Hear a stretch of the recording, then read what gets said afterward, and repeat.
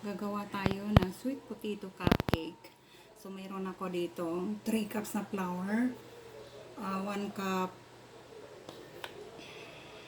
cornstarch, 1/4 cup cocoa, 1/4 cup cooking oil, 1 cup sugar, 1 teaspoon salt. Idodissolve natin ito sa ating milk. 1/2 cup milk powder, 2 tablespoon baking, 2 cup boiled sweet potato na mas na siya. Maglalagay tayo ng 1 tablespoon ng vanilla. And mayroon tayong milk na dissolve, 2 cups. So, ang gagawin natin, mix lang natin yung all ingredients.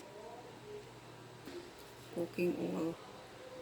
So, magdadagdag tayo ng 2 eggs. So, ready na natin i-bake siya ng 200 temperature in 25 minutes. So, now, ito na siya. Luto na.